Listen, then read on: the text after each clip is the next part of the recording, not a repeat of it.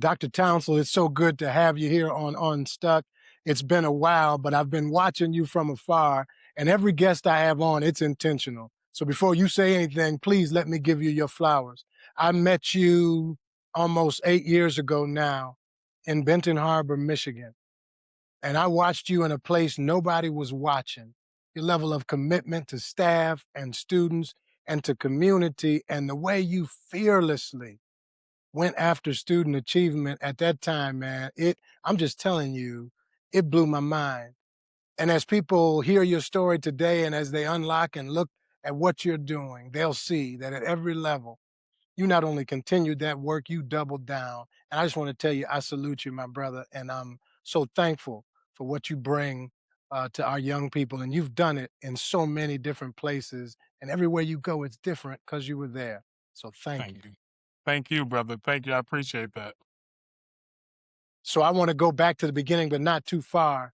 Uh, you talked about on another podcast your high school experience, and you had gone through a lot as a young man. But I think there was a time where you were pretty close to a violent place, and there were some adults in your world who helped you feel seen. And I wonder, what did those adults do that kind of set the blueprint for what you're doing today in education? Man, I appreciate that, man. I'll tell you, those adults really, I know you often hear the talk of nature versus nurture. I mean, I've never felt nurturing like that before in my life. I mean, having educators or administrators or teachers or coaches look you in your eye and talk to you about tomorrow. So when you're young, you think you have all this time. I'm like, man, I'm only in 10th grade. Man, I'm only 16. I have 2 years to go. No, no, no, no. It's not 2 years. It's two more Christmases, two more summers, two more opportunities. And having those administrators tell you the importance of today and how today impacts tomorrow, man, it really changed the trajectory of my futures. Very specifically, in high school, I didn't play a lick of sports my entire childhood, but the good Mm, Lord made me about 6 feet 5 inches and 300 pounds at 16 years old. So that attracted a lot of high school coaches, so to speak. Long story short, Coach Blackburn discovered me, talked with my parents, and ultimately was able to get me into a premier high school in Detroit called Cass Technical High School. Now, that's just right. getting me to the school did not necessarily change my trajectory because I got to the school and did not do what I was supposed to do as far as Mm, not going to practice, not going to the weight room, not going to the study hall specifically for the student athletes. And these yeah. coaches or educators literally watched me um, think I had it all figured out, sit me down and say, listen, there's an opportunity in your hand and you need to Mm, beware because your potential that we keep talking about, that has an expiration date. And now I'm like, mercy. "Whoa, okay." Now I know what it's like when milk expires in the refrigerator. When you buy it, it's You know, fresh, walk out. it's cold, even that cold cereal, but let it sit too long in the refrigerator. So I was My, oh sitting my. too long and they warned me about that. And at the very Mm, last minute, by the grace of God, I only played my senior year of high school. But the coaches saw that turnaround immediately. And that change of character, change of behavior at the last minute ultimately led me to earning a football scholarship to Howard University. And that football scholarship turned to a bachelor's degree, master's degree, doctoral degree, urban superintendent certification. So when you talk about unstuck, they really my gosh, unstuck man. me from sitting in my mess. My future had an expiration date, and that woke me Woo. up and it shook me up. And over time, it took me up. I'd say so, man. That's powerful. The expiration date piece. People talk about it in terms of my life having an expiration date, and that seems so far off. And so it's hard to put my arms around it. But if you understand that your talent, the gifts that you've been given, if you don't use them, man, Yeah, that's a it powerful really, concept. one thing that someone told me, they said, you know what, Andre, as while I was in college looking to graduate, they said, most people die at 25 years old and they're not That's buried right. until they're 75. We haven't So had the you gotta funeral. go out there and get it. You gotta go get it. That's right. Keep living. So that's what happened. And so with all of that growth, you got you got crazy about education, you got crazy about opportunity, you got serious about uh helping, and clearly you chose education. Was it to duplicate your experience? Is that why you went all in on education?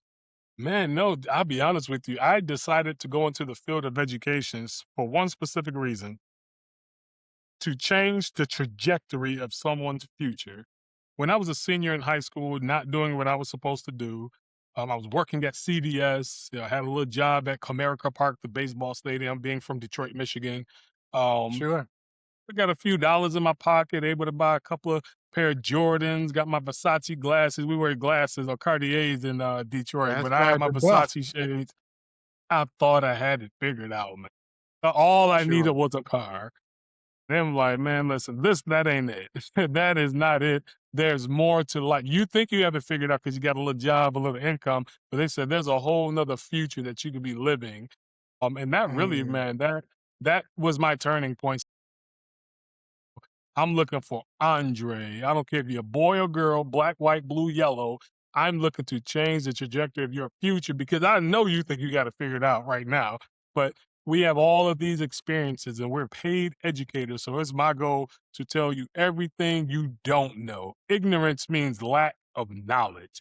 I want to that's right. let you know where you lack in knowledge because ignorance is not bliss. Ignorance is Oh, tragedy. oh, Ignorance it is a is. shame. Yeah. Ignorance is what it is. No one cares. Capitalistic society, you missed your opportunity. Next up. And that's what it was. So I'm always looking for young people to say, hey, don't miss the opportunity. Don't let your future expire. I'm not talking about your life expiring. I'm talking about your future Mm. expiring. I'm talking about you Yeah, the reaching ability to goals. actually enjoy it, to live fully. 100%. 120%. Wow. Now, if we think about education today, there's a lot of talk about what's going on with kids, particularly in urban areas. You now are at Hartford, at the public school district. They're one of the oldest school districts in the country. There is 100%. significance at that district and with those students. And there's been a lot of shots and there's been a lot of misses as it relates to student achievement and preparing kids for that future. What really can make the difference in 2026? We got technology, we got all kinds of unrest globally, we got people judging what you should even be teaching in different Yeah. ways differently today. How do you get through all that noise and get back to the expiration date? Right? Well, How have you done it? man, what I've learned is when you talk about young people, see, they have everything at their fingertips, all the technologies, all these things. I remember, what was it in the, I graduated high school in 2002, but I remember when the World Wide Web was a scary thing. Like, ooh, the internet. Whoa, Yeah, watch out for the internet. yeah, It won't last, or it will be the end of us. But the yeah. reality is, man, you got to embrace it because this stuff is on earth to be used. So will the average person, for example, would the architect lose their job to artificial intelligence? No, but they will lose their job to an architect who knows how to use artificial intelligence. So I'm There it saying get is. familiar with the tool. Even in high school years ago, we could not have the TI-83 texture instrument scientific calculator. It Oui, was banned. But oui. now it's on the iPhones. They're on these things. So you have Yeah, and to you ain't and gotta type the number in. eh, You could talk in the number. you can talk it. So you have to embrace the technology. My thinking is, public education is always behind the times. The question is, how do we play catch up and stay up? Yeah. And the catch-up game is where you have to play chess, not checkers, I would imagine, today. It's probably a pretty lonely place, uh, leading on behalf of public education today. How is it going for you and your colleagues as you stand on the front line for our young people and for our future? You know what, man? When it comes to leadership and loneliness, I think it was Nas who said, "Born alone, die alone." So you can Mm, don't get caught mm, up in the loneliness. You probably came in by yourself, and you probably will leave by yourself. Even if you had a twin, somebody came out first. So it is you what go it born is. That's alone, right. 100%. So although it is a lonely road, that cannot be the death of you, but it is important to find belonging. I mean, you will find your tribe. Just be who you are and be who you say you'll be, and your tribe will find you. It's called the law of Mm, attraction. You are that's who right. you attract who you are. So if you're the loner, the introvert, you'll find your tribe of loners and introverts. If you're an outgoing, you will find that sense of that team. So the reality is, man, you just have to stand 10 toes on the job and allow for your tribe to find you. That's an interesting that's an interesting and healthy approach to building relationship and connection. I don't know that our generation was taught that. We went out looking for friends and we're trying to play games and do it wasn't really about becoming. And then, by that, you attracted. I think that's really powerful to help students and probably would save a lot of drama in the hallways if we taught the kids more of Yeah. that. Yeah, the reality is, man, I mean, we're all looking for people to follow. It's everyone's first time on this planet. I mean, especially if they're your peers. Why are you Mm, looking toward them? They got here just like you got here. What do they know that you do not know? Maybe they have a that's mentor or right. two, but the reality is you have to be fearless when it comes to living life. You can't be worried Mm, about what someone thinks about you because you're thinking stuff about them. And what does it matter? that's right. My thinking That's is if right. you're confident in what you're doing and what you're doing is the right thing to do, I'm telling you to move in that direction and let the Mm, chips fall where they may. Let the dust settle. And the question is, are you only going? I've heard that um, the future is coming, bottom line, and you will arrive somewhere. The question is, where will you arrive? And that's totally up mm, to you. If you're going with the blowing of the wind or just going with the flow, you probably end up driving what you don't want to drive, living where you don't want to live, working where you don't want to work, wearing what you don't want to wear. The question mm. is, why don't you just set yourself? I don't care which way the wind blows, I'm going that way. And if you're I'm going headed that that way, way. you keep moving. My coach used to say all the time, the only way is through. Go Go through, around, up not and over, around. Mm-mm, go through, through it. through. Now, I will ask you this question. You talk a lot about dignity over the years for students and for staff. And I know that morale, culture, these climate, these are very important things in Yeah. education today. And for those folks who are living that reality of keeping a culture where we stay focused on the main thing, how do you do that? How do you preserve dignity and help us rise? How to get to higher standard, to find our gifts and use and leverage them more. Like, how do you do that while keeping dignity at the table? I know that's a big deal for you. It is, man. It's a saying that if there's no enemy within, can there be no enemy outside? I mean, you have to love yourself. You have to respect yourself. You have to have Mm, a strong or a firm foundation in your belief system and ensure that you have the right information. And if you have all of those things, you're probably a dignified person. And it does not matter, again, which way the wind blows, you're on a firm foundation secured to your bedrock. A lot of time, most of our people, in some cases, oh, they're building a life. Oh, they're building a relationship. They're building all these things. But the question is, are you on sand, gravel, or clay? that's Or are you right. secured to your bedrock? Because it doesn't matter what you build. If the foundation is not firm, you will be exposed to the elements.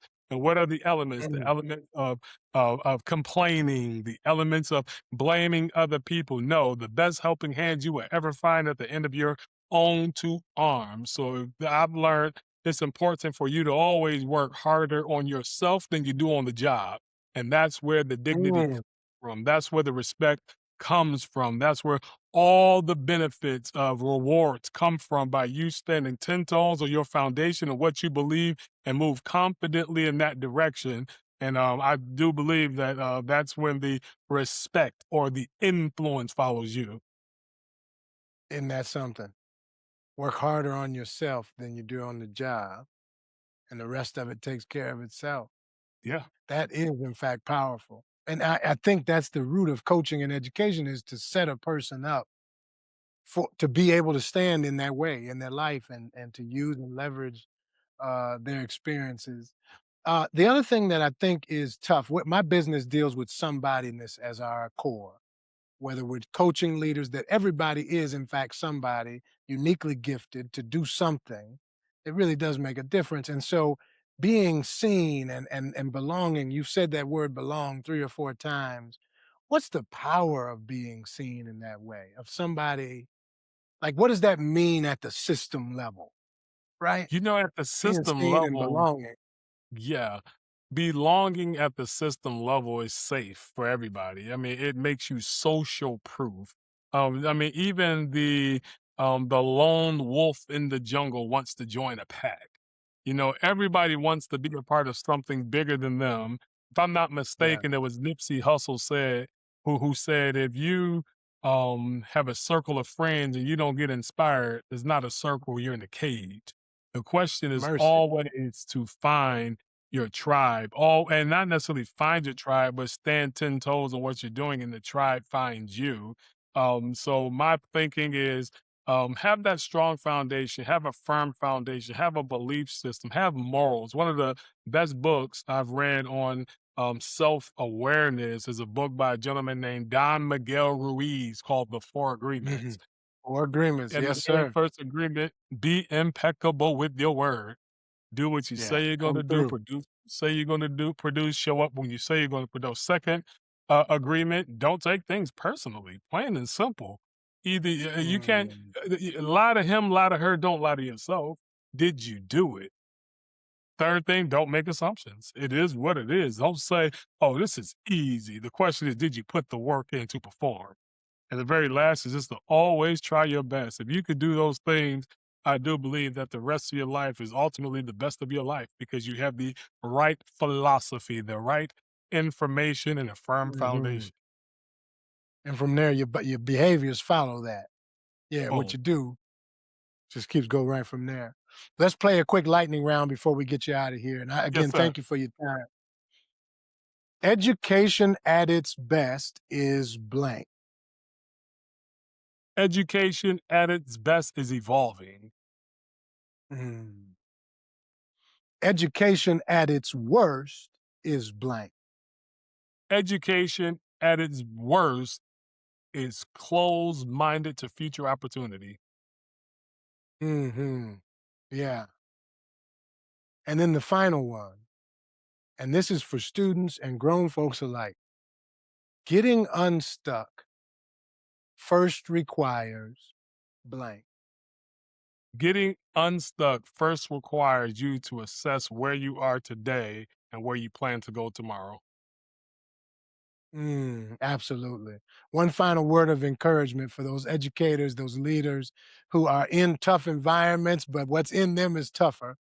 What do you say before you leave, Doc? So the final word is bar, but let me unpack bar. Let me turn my screen here. Yes, sir. Set the bar, meet the bar, Yep. exceed the Mm, bar, raise the bar. Rinse and repeat that and put that in any philosophy, personal, professional, academic, athletic, you name it. If you set the bar, meet that bar, exceed that bar, raise the bar. I can see why that's up in your office. Yes, You are indeed. about the bar.